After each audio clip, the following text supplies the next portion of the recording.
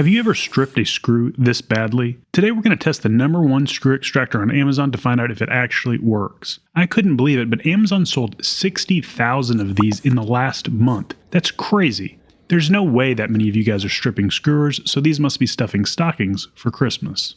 I've never heard of Thosaf, but they claim these are perfect for screws and bolts that are sheared, damaged, rusty, broken, and stripped. We're going to test all of those claims, along with some of the claims made in bad reviews, of which there were many.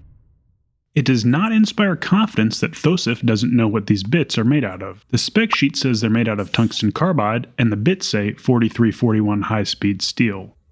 I'm no expert, but what's always worked best for me is using high torque, low speed, and lots of downward pressure. Make sure you don't wiggle the drill around trying to get it to grab, or you'll end up with a loose and sloppy hole. The instructions say to use the drill end to put a hole in the screw or bolt, then flip it and use the grabber to extract it. Make sure your drill is running in reverse, counterclockwise, so you're unthreading and not tightening the screw or bolt. To prepare for the first test, I'll drill and tap a 1/2-inch piece of steel. Yes, this is a 50-year-old tap and die set, but it's a really good set. I threaded one end for 3/8/16 bolts and the other for 1/4-20 machine screws. For the first test, we'll torque this 3/8/16 bolt down and try to drill a hole in it with the included drill end of the extractor bit. The drill end of the extractor didn't work well at all, so I switched to a regular drill bit to get a hole going. You can see I drilled this hole off-center, and that's going to help illustrate an issue that you might run into. Once I got a hole in the end of the bolt, I tried the extractor, but it just would not grab. So I took the bolt over to the lathe and I drilled a centered hole, and then torqued it down again. Now that the hole is centered on the axis of rotation, it comes out easily using low speeds and high pressure. To test their next claim, I torqued this bolt down until the head sheared off, and then attempted to drill it again using their included bit. And again, it didn't work at all. As soon as I switched to a standard drill bit and clockwise rotation, the shank of the bolt unthreaded easily. We'll call that a fail.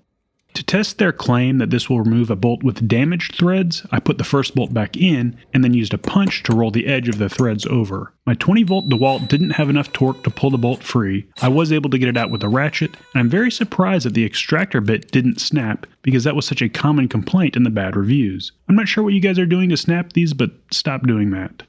Next, we'll test a 1/4-20 machine screw and get it nice and stripped out. I hope this is worse than any strip screws you'll have to deal with, and again, the included drill end of the extractor did not work very well at all, but as soon as I switched to a real drill bit, it opened up nicely and the extractor worked perfectly. So far, the drill end has been a disappointment, but the extraction has actually been pretty good. Before we get to testing drywall, wood, and deck screws, we'll clean up the threads and the chamfer on the bolt hole, and then test how these handle rust and corrosion. I started by stripping the zinc coating off of one of these bolts, then used a homemade rust accelerator comprised of 4 ounces of hydrogen peroxide, 1/2 ounce of white vinegar, and a 1/2 teaspoon of salt. After a few applications, the metal has a small amount of surface rust and is ready for testing. I'll skip ahead to the extraction portion, as we already know the drilling procedure. This wasn't the most corroded bolt, but it still handled the rust with no problems. Now we'll test a 1-inch drywall screw, a 1.5-inch number 10 wood screw, and a 9-gauge 2-inch Torx deck screw. I just couldn't get the drywall screw to strip even with using a drill bit, so I had to grind it out with a Dremel. I'm curious about how the deck screw will do because one of the bad reviews specifically mentioned that this set does not work with deck screws, but I'm betting it's going to work just fine. Yep, with downward pressure, high torque, and low speed, the extractor works great.